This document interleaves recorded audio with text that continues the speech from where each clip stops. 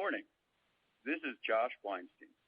Welcome to our fourth quarter 2022 business update conference call. I'm joined today by our chair, Mickey Arison, our chief financial officer, David Bernstein, and our senior vice president of investor relations, Beth Roberts. Before I begin, please note that some of our remarks on this call will be forward-looking. Therefore, I must refer you to the cautionary statement in today's press release. Our business continues to accelerate on an upward trajectory as we rapidly close the gap to 2019. In fact, we are already exceeding 2019 revenue per diems, and we're gaining momentum on our return to strong profitability. Taking a step back, this year we've completed a monumental 18-month journey, and with our scale, what we believe to be the world's largest startup, returning 90 ships to service, reboarding over 100,000 team members, and restarting our unmatched portfolio of 8 private islands and port destinations, plus our unrivaled land-based footprint in Alaska and the Yukon, all while welcoming back nearly 9 million guests.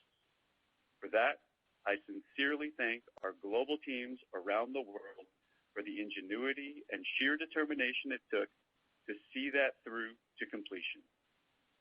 Throughout 2022, we have aggressively built occupancy from a 50-point gap in the first quarter to less than 20 points in the fourth quarter. We achieved this on growing capacity as we returned another 35% of our fleet to service in 2022, reaching 99% of our 2019 capacity levels during the fourth quarter.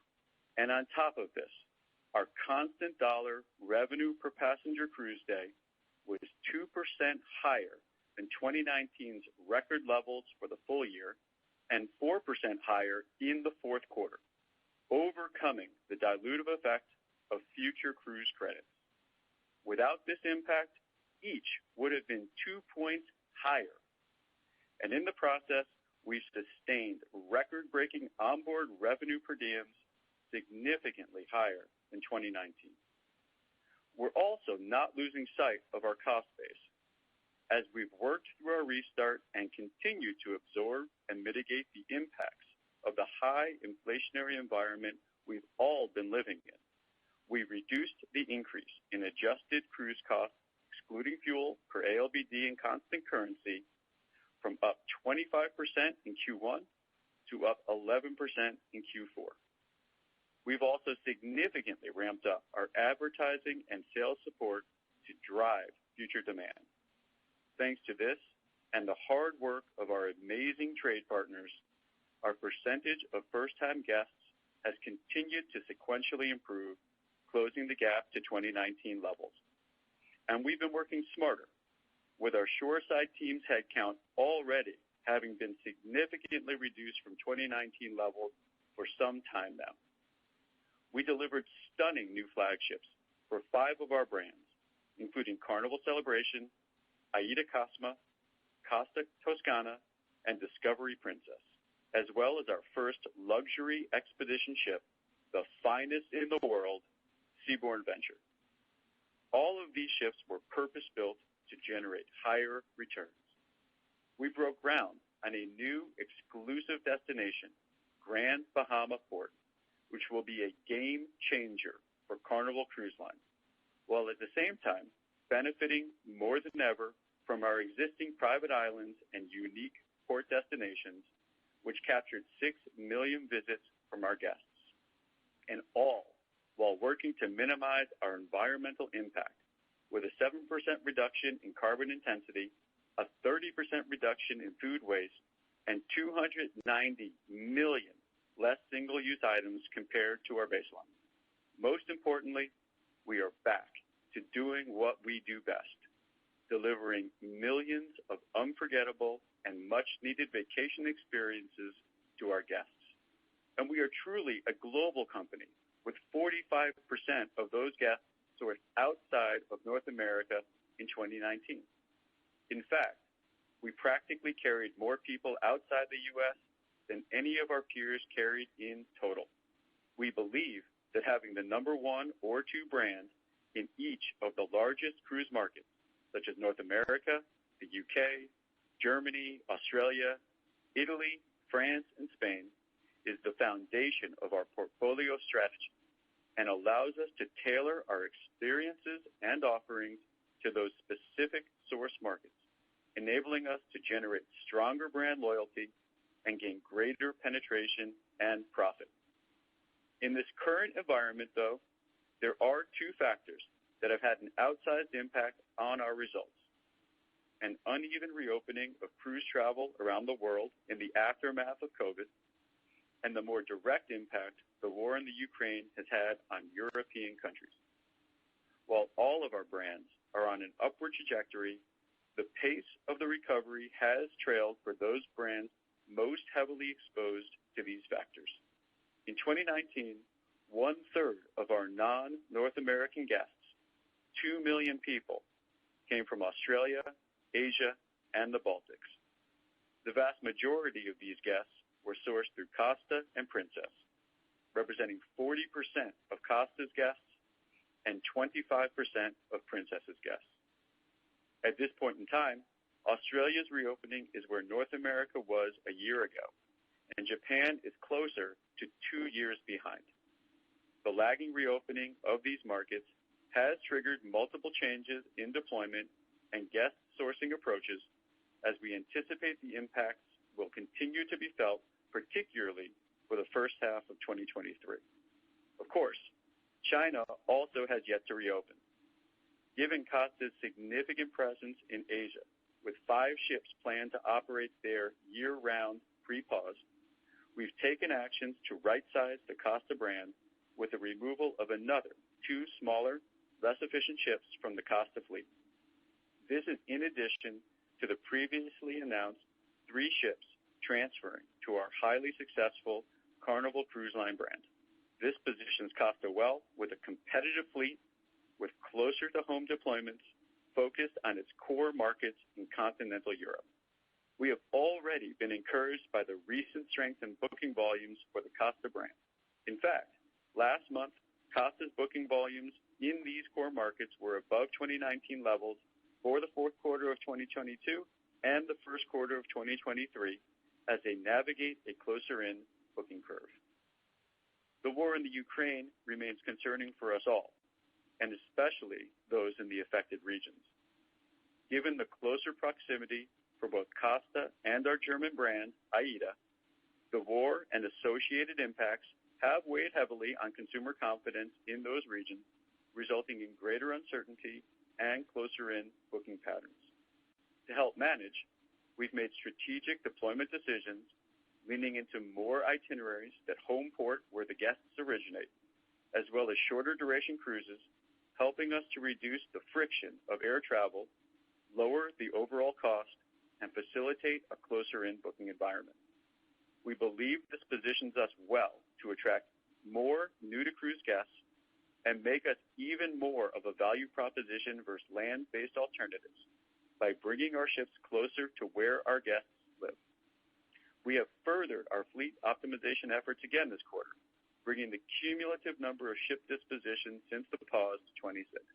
When coupled with the delivery of larger, more efficient ships, including the successful introduction of Carnival Celebration last month and the addition of Arvia for P&O Cruises just last week, this will result in nearly a quarter of our fleet consisting of new capacity. This fleet transformation results in an 8 percentage point increase in balcony cabins, along with a tremendous increase in available real estate on board to deliver even more differentiated onboard experiences and generate associated revenues, contributing to durable revenue growth going forward. We will also benefit from lower ship-level unit costs that help to mitigate inflation, with 9 percentage points higher fuel efficiency and 6 percentage points greater efficiency in remaining operating costs. Our revenue generation will also benefit from the launch of Carnival Venezia's Fun Italian Style in New York. The program is off to a great start, having been met with strong demand and high prices, building confidence in prospects for this creative initiative. Overall, in 2023, we'll have just 3% capacity growth compared to 2019, while still retaining the excitement and demand from 12 fantastic ships delivered to 2020. And thanks to a portfolio optimization effort, our capacity growth is weighted toward three of our highest returning brands: Carnival Cruise Line, AIDA, and P&O Cruises UK. There is no doubt 30-year assets will pay dividends along our path to strong profitability as we build demand and generate higher revenue yields over time. Having said that, brand by brand, there is high capacity growth that we are managing in 2023. In this transition year, P&O Cruises is absorbing 40% more capacity than 2019 thanks to Iona and Arvia. AIDA has 20% more capacity at the start of the year. Costa will have significantly more capacity in its core markets versus 2019 as the full benefits of our fleet optimization program won't be completely felt until 2024. And Princess will source more heavily than ever before from North America, given its source market disruptions. As I mentioned on the previous call, to help support this growth and to drive overall revenue generation, I've actively been working with each brand on their strategies and roadmaps. As a result, I have authorized our brands to take a significant step up in advertising activities, including a nearly 20% increase in our investment this past quarter over 2019 to elevate awareness and consideration and to drive demand for both the near and the longer term. This should be particularly impactful with those new to cruise, where we draw about 1/3 of our guests as we position to take share from land-based alternatives. We are capitalizing on the 25 to 50% value gap to land-based alternatives that frankly should not exist, with new marketing campaigns to communicate our significant value advantage to land-based alternatives, including newly launched digital creatives from several brands. We plan to continue these increased investments in advertising as we head into next year to promote a strong wave season where we capture disproportionately higher bookings for the year, particularly our important summer season. Having been in pause status for the better part of 2 years, we are also rebuilding top-of-funnel demand through the army of advocates coming off our ships every day recommending our cruise vacations, a renewed focus on our trade relationships, and a growing sales force. On the revenue management side, we are ensuring that each brand is utilizing pricing philosophies to maximize revenue from launch to sailing and sharing best practices across brands. Our teams are focused on higher value add from bundle packages supported by a market-to-fill approach and consistently capturing incremental revenue streams from many initiatives, such as more robust cabin upgrade programs. While building back demand and enhancing our yield management tools and strategies, we are optimizing the combination of occupancy, ticket, and onboard to deliver revenue to the bottom line in the near term while maintaining price integrity for the long term. Given the close-in nature of the booking curve from the disruption caused by the Omicron variant earlier this year and the friction from protocols in effect through the bulk of the year, most brands have leaned heavily into opaque distribution channels, like our friends and family rates, which allow us to achieve higher occupancy and resultant onboard revenue while still preserving pricing power over time, as they are rates that are not offered in the general marketplace. These channels are beneficial in reaching higher occupancy levels and higher onboard revenues, particularly for our North American brands. Booking volumes have already strengthened following the relaxation in protocols. Cancellation trends are improving globally, and we have seen a measurable lengthening in the booking curve. This applies across the board. Since the start of the year, our EA brands have pushed the booking curve out and narrowed the gap by more than a month, while our North American brands have pushed the curve out and narrowed that gap by 2 months, now nearing 2019 lead times. We enjoyed a strong response to our recent Black Friday and Cyber Monday activities, and the momentum has continued into December, building our base occupancy and marking an early start to a strong wave season ahead. It is important to recognize much of the first half of 2023 was booked prior to the relaxation in protocols, and in actuality, many of these first-half cruises are still implementing certain more restrictive protocols, given the itinerary profiles consist of lengthier exotic deployments, including our long-awaited return to world cruises and long winter deployments for our European brands operating from colder climates. And much of this relies heavily on long-haul flights, which are not conducive to a closer-in booking environment. Nonetheless, we expect our first quarter occupancy gap to 2019 to be reduced even further and on higher net per diems on our way to historical occupancies in the summer. This bodes well for 2023 overall, as we expect more markets to open for cruise travel, protocols to continue to relax, our closer to home itineraries play out, and our brands continue to hone all aspects of their revenue-generating activities.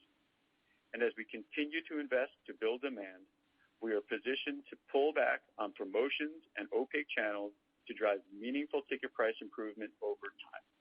On a complementary basis, our industry-leading operating costs and fuel consumption per ALBD set us up to effectively deliver more of this revenue to the bottom line. Normalizing for 2019 fuel price and currency changes, which provides a better sense of the strength of the underlying fundamentals of the business and our progress, we expect adjusted EBITDA per ALBD to reach 50% of 2019 levels in the first quarter of 2023, with sequential quarterly improvement as we progress through 2023 that should rival 2019 levels by the end of the year. Turning to capital expenditures, we actively managed down our spend by over $500 million during 2022, and we've taken a hard look at 2023 and beyond and reshaped investment spending by $300 million annually for a cumulative reduction of $1.7 billion.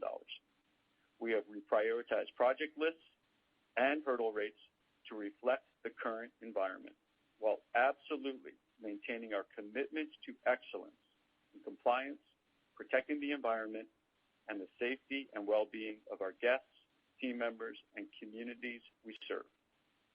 Going forward, we are committed to using our expected cash flow strength to repair the balance sheet over time and will be disciplined and rigorous in making new build decisions accordingly. We have just 4 ships on order through 2025, plus our second incredible seaborne luxury expedition ship to be delivered in 2023. This is our lowest order book in decades.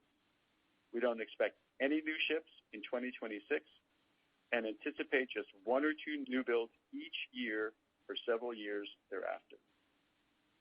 Turning back to our operating performance, we are effectively addressing near-term challenges in the post-pause transition with higher first quarter net per diems expected and have been reshaping our portfolio to drive revenue growth as we return to historically high occupancy levels and delivering measurable pricing improvements over time. We are fast-tracking our momentum by investing in marketing and sales support to effectively communicate the amazing vacation experiences we deliver day in and day out, offering an unparalleled level of convenience and personalized service, and at way too good of a relative value to land-based alternatives at every price point, from mass contemporary to ultra luxury. Overall, we remain focused on driving revenue growth that hits the bottom line and accelerating our return to strong profitability.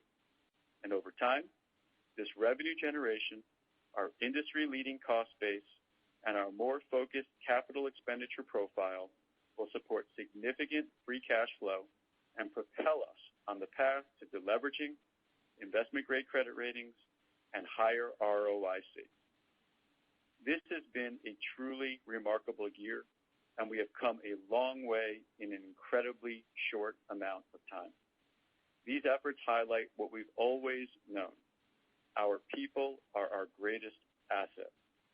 And now they are armed with an even greater skill set built up over the last few years, creativity, agility, and perseverance that will help push us forward.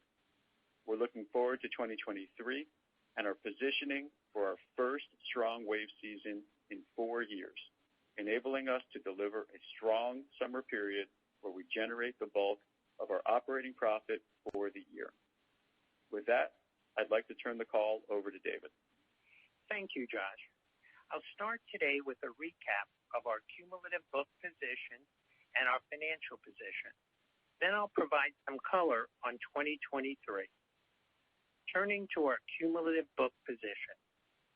Marking an early start to wave season, we ended the year with multiple brands breaking records on very strong Black Friday and Cyber Monday booking volume. Our full year 2023 cumulative advanced book position is at higher prices and constant currency, normalized for FCCs when compared to strong 2019 pricing, and is higher than the historical average book position. The second, third, and fourth quarters all have a book position that are above the historical average.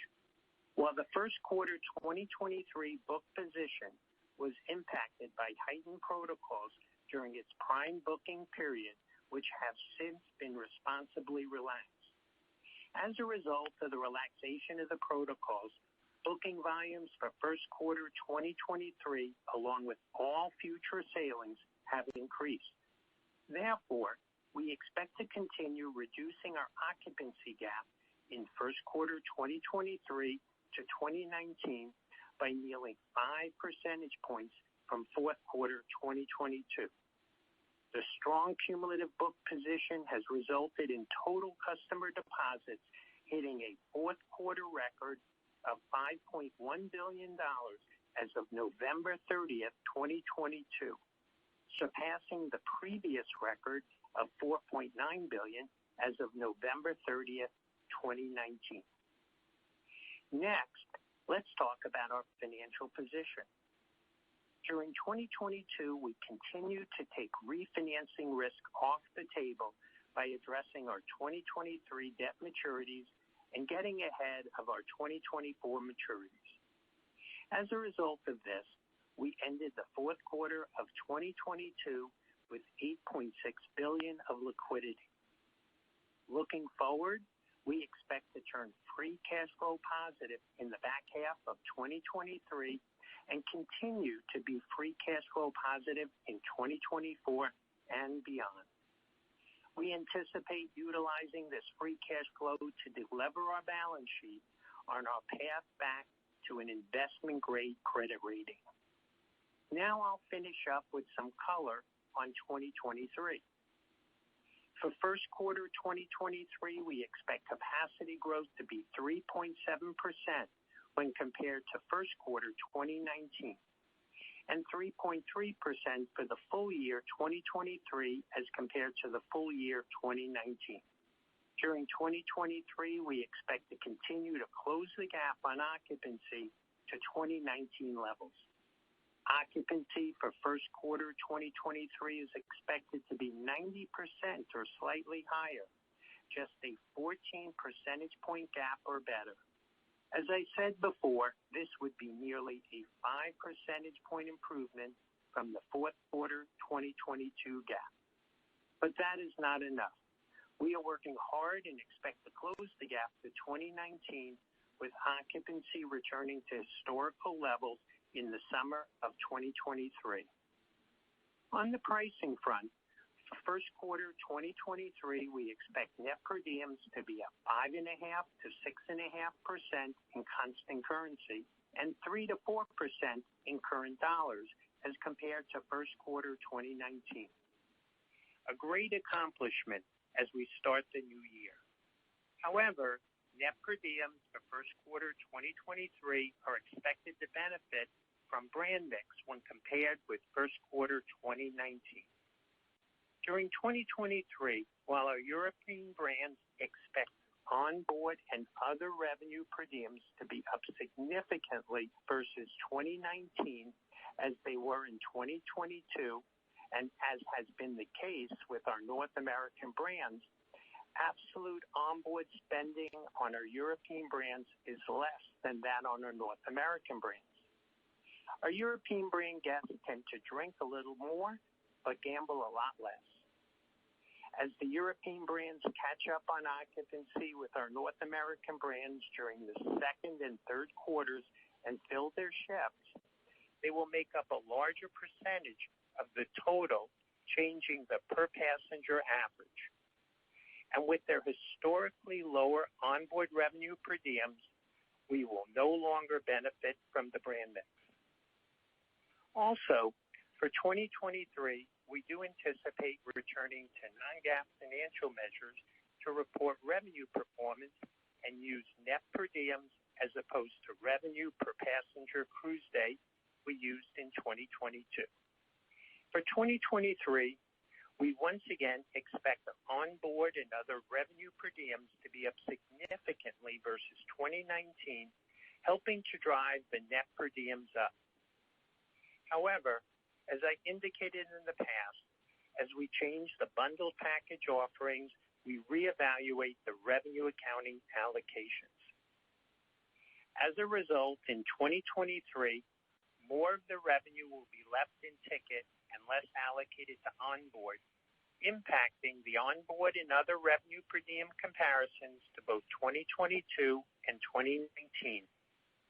Just another reason to add to the list of reasons why the best way to judge our revenue performance is by reference to our total cruise revenue metrics, such as net per diems. Now turning to costs. Off the base of our industry-leading cost structure, adjusted cruise costs without fuel per ALBD for the full year 2023 versus 2019 are expected to be up 5 to 6% in current dollars and 7.5 to 8.5 in constant currency. For the first quarter 2023, the ranges are up 1 point less, driven by lower dry dock costs per ALBD versus first quarter 2019, but first quarter 2023 does include an over 30% increase in advertising to further accelerate demand. There are three main drivers of the cost increase. First, our forecast is for an average mid-teen level of inflation across all our cost categories globally.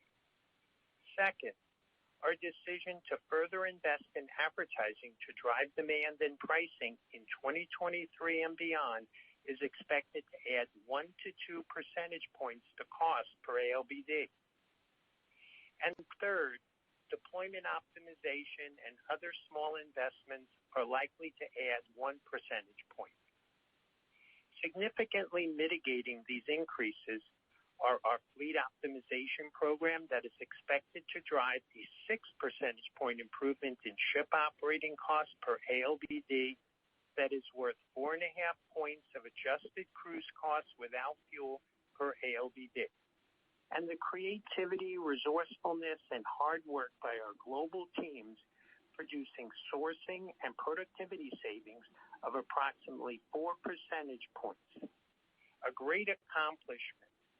I would like to say thank you to all the team members who contributed to this effort. The details of depreciation and amortization, interest expense, and fuel expense can be found in the business update press release we issued earlier this morning in the section titled Selected Forecast Information, so I will not walk you through all the numbers. However, for those of you modeling our fuel expense, please note that we expect MGO to represent about 40% of fuel consumption for 2023. However, that percentage may be slightly higher during the early part of the year. While we're on the subject of fuel consumption, I would like to recognize everyone on our global team who contributed to the expected 15% reduction in both fuel consumption per ALBD and carbon emissions per ALBD for the full year 2023, both as compared to 2019.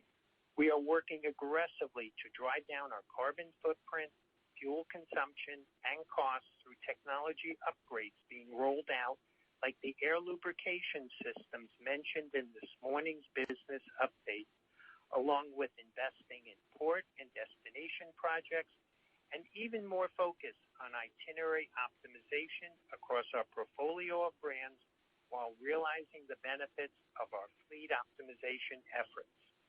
So that everyone can fully understand the underlying strength of our business, I did want to point out that for 2023 versus 2019 at current fuel prices and FX rates, we did expect a negative impact from fuel price, fuel mix, and currency of approximately $150 million per first quarter, and an impact that is multiple times that for the full year, including a full-year currency impact of over $70 million.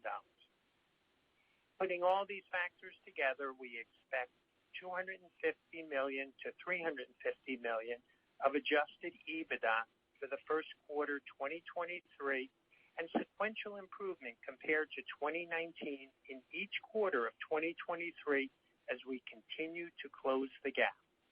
However, given the significance of the wave season ahead of us, we will be in a much better position to provide full-year guidance for net per diems, occupancy, and EBITDA early next year. We plan on providing that guidance during our first quarter business update in March. And now, operator, let's open up the call for questions. Thank you. And at this time, if you would like to register for a question, please press the 1 followed by the 4 on your telephone. You will hear a 3-tone prompt to acknowledge your request. If your question has been answered and would like to withdraw your registration, please press the 1 followed by the 3. If you're using a speakerphone, please lift your handset before entering your request. One moment, please, for the first question.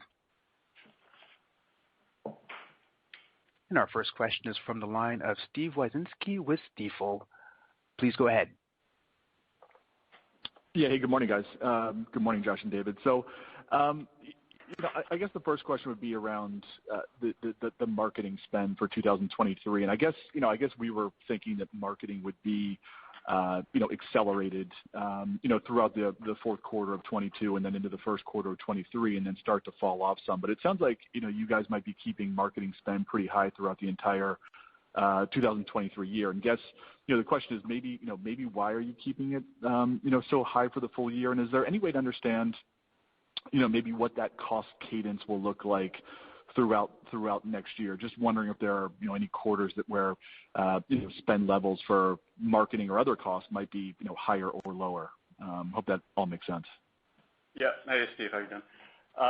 So with respect to the advertising in 2023, if you saw the materials that have been put on the website, we've been ratcheting up across all of 2022, and we are very excited about the momentum that we've got. We've already started the wave season incredibly strong with our Black Friday, Cyber Monday, and really just the whole book position that's moved nicely in the month of November. And we think that advertising has a good amount to do with that, to really reach first-timers, generate awareness, generate consideration, and doing so in a really meaningful way. And I think we've got great brands. I mean, we've got tremendous brands, but we need to do a better job getting the voice out, and this is a good way to do it. And it helps not just us, it helps our trade partners, it helps the bookings across the board. So as far as how we'll look at it across 2023, we've given you the guidance specifically for the first quarter. The great thing about advertising is, we can dial up, dial down across the board where it's working and where we don't think it's having as much of an impact. But right now, the activities that we're doing, both in the mainstream media side and then the digital and performance marketing, it's really starting to hit our stride. So we're pretty pleased with the results. Yeah, Steve, the only other additional color that I would add to that is, remember, I've said historically the best way to judge our cost structure is the full year, and I gave you the guidance there of 1 to 2 point increase. The problem with the seasonality is as we go along, we make decisions that are most appropriate and we remain agile and flexible. But with that said, I will say that the advertising is likely on a quarterly basis to be the highest in the first quarter and the lowest in the third quarter. But the third quarter traditionally has always been a low quarter in terms of advertising. So that's probably the best guidance we can give you at this point. And to follow up on that, I guess as we kind of think a little bit further down the road, I mean, if you guys kind of get back to those normalized load factors and demand still looks pretty solid through the majority of 23, would you expect as we get to 24 that you would be able to pull back, a good bit on that marketing spend? Yeah, I mean, it's certainly within our control. Ultimately, we're not just trying to get back to occupancy levels that are historical. We're trying to really drive the unit pricing as well, and so advertising is a big component of that. So we're, I hope we're having that conversation in 6 months, Steve. Okay, great. And then just one quick housekeeping, if possible, David. The 2 ships that are leaving Costa, were they sold or are they just going to be scrapped?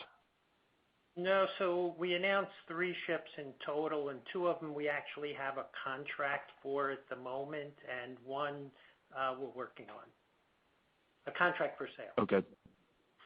Okay, gotcha. Thanks, guys. Have a great holiday. You too, Steve. Thank you. Our next question is from the line of Robin Farley with UBS. Please go ahead. Great, thank you. There were a couple of, kind of really key things that I wonder if you could clarify for us. First, the comment on 23 price, that it's higher, I think you say adjusted for FCC. So including the impact of that discount, which probably would only be 1% or 2% at this point, is your price on the books in 23 in constant currency higher than 19, including that? And then I guess I'm a little surprised that there's no yield guidance for Q1 because you give a lot of detail to get to the EBITDA line, including occupancy, and I haven't been able to do all the math since the release is only out for a few minutes before the call, but it seems like you have a yield in mind for Q1, and it would be sort of 80% plus booked by now. So I just wonder if you could help us with the sort of a range of what might get to the EBITDA that you're talking about, just to help us check our math. And then lastly, the comment on EBITDA. It's like so the guidance for Q1 up 250 to 350, and then up sequentially each quarter after that. It is. I wonder if you could just help us with a floor, like on a full year basis. Can we get? You're comfortable that you would be higher than $3 billion in EBITDA for the full year? Like, in other words, that sort of up sequentially each quarter could still get to sort of quite a low EBITDA number for the full year. And I just wonder if you could help give us a floor. Thank you. Yeah. Well, hey, Robin, how are you doing? That was a lot of questions. So let me start backwards because I can remember the last one. So with respect to EBITDA, what we tried to convey is, on a performance basis, on a unit performing basis, when you strip out the noise of fuel and currency, what's our trajectory and how are we looking at things? And so we said on that basis, we'd get back to 50% of 2019 levels in Q1 and sequentially throughout the year continue to close that gap to 2019. I am certainly hopeful and pushing that we're going to exceed 2019 levels by the time we get to Q4, but we've got a lot of work to do to be able to do that. With respect to your question about yield guidance, just to make sure we're not. Oh, you want to do that? Yeah, because Robin, I guess maybe you missed the part in my notes where I did talk about this. I said specifically that we expect net per diems to be up 5.5% to 6.5% in constant currency, and that does translate to 3 to 4% in constant dollars. Now, we gave per diems, but of course we also gave the occupancy of 90% or slightly higher, in the press release, so you can calculate the revenue associated with that. And as far as the booking trends are concerned, you're right. We did indicate that the FCCs would be less than a point for the year, and the pricing would still be up even if we didn't add back the FCCs. We're still at higher prices. I think that covers all your questions. Any follow-up? That does. I have more, but I will get back in the queue. Okay. Thank you. Great.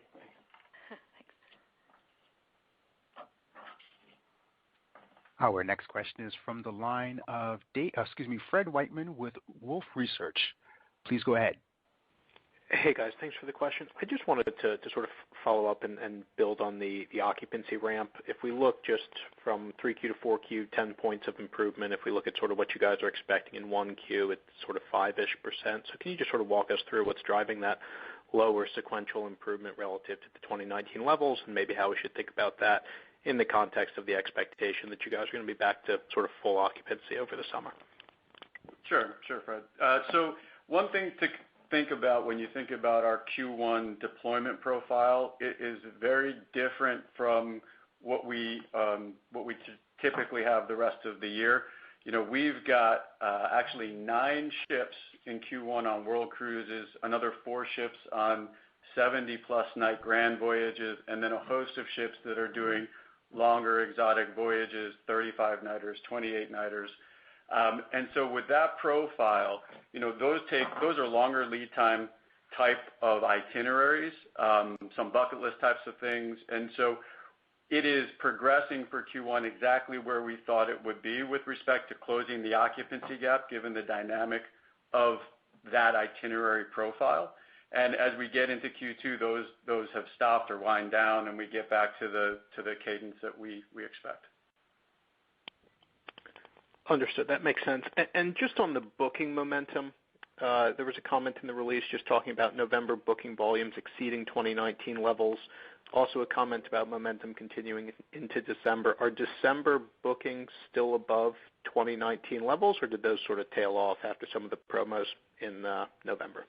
Oh, no, they've continued very strong, and they've continued, well above the 2019 levels. So we're very pleased with the overall position and the bookings that are coming in to date. Perfect. Thank you. Thank you. Our next question is from the line of David Katz with Jefferies. Please go ahead. Morning, everyone. Thanks for taking two quick ones. I think in the past you've referenced getting back to 10% ROIC. If you could just talk about the path there and the puts and takes and what has to happen for that to occur. And then second, with respect to the advertising, do you have any sort of measurements or metrics that are shareable, that demonstrate or confirm some of the productivity around that? And that's it for me. Thanks. Thanks, David. With respect to the advertising, our brands, without wanting to give away competitive positions, our brands are tracking with respect to awareness and consideration, which has a correlation to booking. They track lead generation. They track conversions on websites. They track. We have performance tied deals in the marketplace, and we actually know exactly what the impact is from the activities that we are taking. So we do have them across the board, and we follow them and we discuss them with the brands, and that's how we make decisions with them about where it is effective and where it might not be effective. And what's great about us having 9 brands sharing amongst themselves what's working and what's not working, so we can learn from each other. With respect to the ROIC, it's revenue. I mean, revenue is the thing that's going to drive us back to double-digit ROIC. David mentioned our industry-leading cost base. That will continue to be a focus, of course, but really it's going to be the revenue, and that's where our brands are focused. One thing, David, I'd like to add on the advertising front. One thing we've been tracking is we take a look at our book position for 2023, And in the last 6 months, since we have increased the advertising, we have seen a shift and a lot more new to brand. In fact, it's an 8 percentage point improvement. So at this point in time, what we're seeing for the 2023 book position is that it's roughly half of the guests are repeat loyal guests, and the other half are new to brand. Unfortunately, these people haven't all sailed, so I don't know whether they're new to cruise or they're brand switchers. We'll find that out shortly as they sail, but the fact is we're getting a lot of great demand, and we're seeing it in the booking volumes. And that's an indication also of the growing health of our trade partners, because they're a huge piece of our ability to drive first-timers on board. So shout out to them as well. Helpful. Thank you very much. Our next question is from the line of Jamie Katz with Morningstar. Please go ahead. Hey, good morning. Thanks for taking my questions. In the unprepared remarks, there was a comment on reprioritizing project lists. Is there anything noteworthy to update us on, maybe what you guys are shifting focus on or shifting focus away from? Anything sizable there? So, I think a lot of this stuff is timing. From a big perspective, if you look at the change in the CapEx, a lot of that had to do with the fact that 26 ships have left our fleet. They were smaller, less efficient ships, and therefore we don't necessarily need the overall CapEx number as high as we had previously. But when it comes time to prioritizing it, it's also a timing issue and doing the things that are most important first. And that's some of the reason why you saw the CapEx come down in 2022. The only noticeable thing that we're really is as far as our office space. Clearly, with the new ways of working in today's environment, we're significantly reducing the amount of CapEx that we'll probably need to expand our offices as we continue to grow. Yeah, I can give you an example of where we would and where we wouldn't reprioritize. So, we talk in the press release and some of our prepared remarks about the impact we're making on our carbon footprint and the fuel consumption that drives that. That's going to continue full steam ahead. We see A, great returns in that, and B, doing our part on the sustainability front, which is critical to our long-term success as well. There could be things that when it comes to, making a decision about the speed at which we want to introduce new venues on board of a particular brand, we can pace those out differently.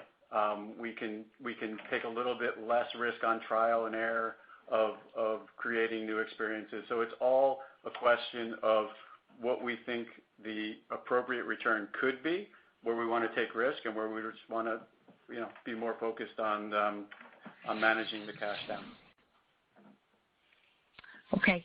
And then I know there's been a lot of discussion on marketing spend, and I'm not sure if you guys have directionally elaborated on maybe the ROI of marketing spend. There seems to be a pretty decent push to sourcing more North American consumers across the cruise operator landscape. And so I'm wondering if the marketing spend is as productive as it has been historically, or if you expect that to be maybe temporarily depressed before you can bring that back. Thanks. Well, I can repeat what we said, which is we are spending more, and we are very happy with the results, and we'll keep monitoring it and adjusting as appropriate, but we feel real good about our brands, their strength in the market, and our ability to champion them with additional advertising. Thanks.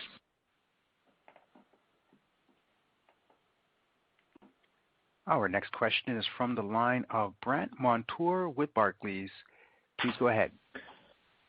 Hey, good morning, everybody. Thanks for taking my question. So, Josh, I wanted to dig into the opportunity a little bit more on the marketing front as well. If you were to try and isolate, how much of the opaque channel mix shift you're doing now versus 19, that additional mix to that channel, and try and isolate the upside to those per diems, just from taking off the additional sort of, again, opaque channel promo activity. Is there a way to sort of give us that level of magnitude for that opportunity when you are able to remove the rest of that? Well, I'd love to give you a straight answer, but I got to be honest with you, I'm not sure that I could in a way that I feel comfortable will make sense in a short amount of time. So Brent, I know that's like another way of asking us what is our yield guidance for the rest of the year. The one thing I do want to point out, which I said in my prepared remarks, is that we will wave season's important, and we will give guidance for the net per diems and occupancy and EBITDA for the balance of the year. However, we did give the net per diem guidance for the first quarter, as I reiterated before when Robin asked the question. And one thing I do want to point out is that I also mentioned that the first quarter benefited by brand mix. And that brand mix was worth about 2 points.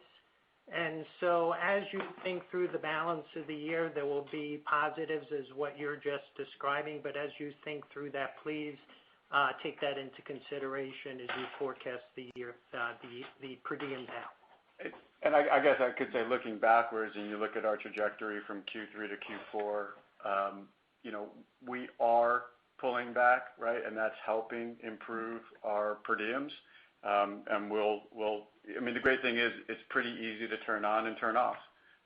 And so far as we get into this wave season, the momentum is good. It gives us a lot of excitement about being able to pull back further as we get into 2023.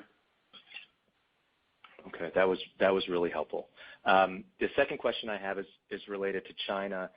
You guys, it looks like the two ships that we didn't know where they were going to go are now being removed, and so that means that there's no near or maybe even medium-term plans to return to China. Do you guys consider China still a medium to longer-term opportunity for you, and are you watching that market closely to potentially go back eventually to alleviate supply pressures in other markets, or how are you thinking about that market now?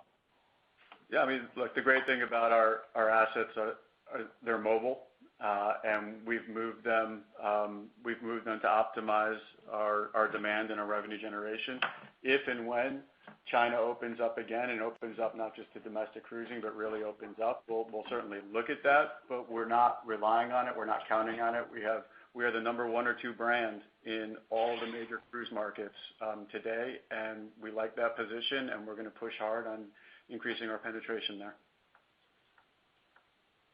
Excellent. Thanks, everyone. Our next question is from the line of James Hardiman with Citi. Please go ahead. Hey, good morning. Thanks for taking my call. So there was a comment in the prepared remarks about discounting through opaque booking channels. That seemed like an important comment. I know criticism by at least one of your competitors is that you guys have been discounting in such a way that it's going to be difficult to recover from that anytime soon. Seems like you disagree with that criticism, but also it seems like if I look at the big difference between 3Q and 4Q is sort of the turnaround in those per diems, which is obviously a focus for you guys. So maybe speak to that strategy and your level of confidence that it's ultimately going to pay off. Sure. So, I'll speak for ourselves. I won't speak for anybody else. We are a global company. We have a different profile than our competitors with respect to how our brands are optimizing revenue, which is price, it is occupancy and onboard spending. They are all using different levers and different mechanisms, including opaque channels, which, as you just referenced, we've been able to pull back over time without much of a problem. We focus on the revenue that is going to get to the bottom line, and that's our focus. Not just driving revenue, but driving revenue that doesn't get caught up in the cost and not hit our EBITDA or not hit our operating income, and that's where we're focused. Got it. That's helpful. And then my second question, obviously, there's been a lot in the news, and if anybody has, any kids in school right now, half the class has something, right? Flu, COVID, RSV, this whole idea of a triple-demic, which you got to hand it to the media for their ability to brand diseases at this point. But I guess I'm curious if you're seeing anything in any of the metrics and booking statistics that you look at that would suggest that that's having an impact on your business at this point, or is the consumer largely over it as we think about how viruses and diseases are going to impact their willingness to book a cruise? Yeah, look, having come through 2 years of COVID, I think pretty much across the board what we see is people are happy to get on with their lives. Now, obviously, I'm not trying to belittle what you said because, there could be some folks that are dealing with some things that are pretty tough on them and their family right now. But what we see is trends that are going back to normal about how people are thinking about those types of illnesses. And we always knew this point would come, right? When all of the masking and staying away from each other would go away, and some things that we didn't experience would come back with a little bit of a fury on, in the world, not on our ships, and that's what's going on, and we're taking it in stride, and doesn't seem to be a problem. Good stuff. Appreciate it, guys. Thanks. Our next question is from the line of Patrick Scholes with Truist Securities. Please go ahead. Great. Good morning. Okay. My first question, thank you. Good morning. How should we read into your comments regarding pricing for next year? Certainly Semantics here, you previously said higher, now it's slightly above. Technically they could mean the same thing, but, just a little more color on that, please. Thank you. Well, I think you gave my answer, which is, the language changed, but it's really not a significant change in our book position. Half one, we are really trying hard to close that occupancy gap. We are using the opaque channels where we think it makes sense, and where we want to lean harder, and we plan to keep pulling that back as we get through a great wave season. And regardless, we anticipate very strong onboard spending to supplement our ticket prices. So, for us, pun intended, it's full steam ahead. Okay. Thank you. Then one or two more questions here quickly. Can you just give us an update on what the book direct trends have been, the most recent quarter versus, say, the comparable quarter in 2019 versus booking through a travel agency? What are you seeing there? Thank you. What we've been saying all along is that the direct business held up relatively well throughout the pandemic, and the trade had to build itself back up, and we've been trying to support them to do just that. And the great thing is, as we've referenced in some of the other questions, the trade's been doing great lately. They're as excited about our advertising as we are, because it helps them too, and they've really started to push on the volumes, and so we couldn't be happier with how they're progressing. Okay. And then just lastly, if I caught it correctly, you talked about 15% reduction in fuel per ALBD next year. I think the previous number had been 10%. How much is that being driven by the reduction? It sounds like some of the older legacy fleet, and what else may be driving that? Thank you. And that's it. Yeah, so the combination of the removal of the smaller, less efficient ships with the new ships that were delivered make up 9% of the 15%. And then the other 6 has to do with all of the itinerary optimization, as well as the investment in fuel reduction technology, things like the air lubrication system, which I mentioned in my notes and was also in the press release. Okay. Thank you. That's it for me. Thanks. I think we got, Chris, time for one more question. Certainly. Our final question will be from the line of Vince Ciepiel with Cleveland Research Company. Please go ahead. Thanks. Just real quickly here, I wanted to get your kind of big picture perspective on the path for margins potentially for the business. And it sounds like there's some real fuel efficiencies to be had on the consumption side.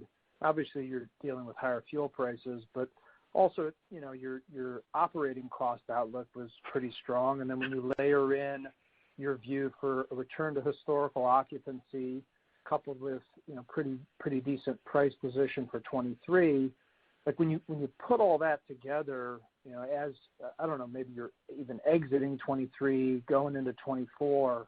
Like, do you foresee margins getting back close to historical levels, ahead of historical levels? Kind of what are you targeting, kind of over the long run?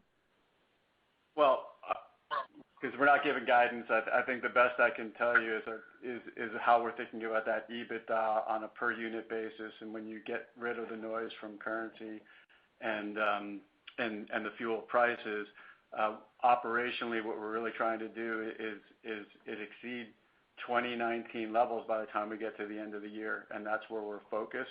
As far as the longer term, maybe we can have more of a conversation in that in March when we're going to be talking more wholly about our full year guidance. But it's fair to say there's a lot of potential relating to the revenue, all of the advertising that we're doing, which should bode well for the return on invested capital, which we expect to increase considerably over time as we move through the next year or two. Great, thanks. Thank you. So to everybody on the call, thank you very much for joining us and happy holidays. And I'd encourage you to go to our website for our presentation materials and some supplemental schedules. Thank you all very much.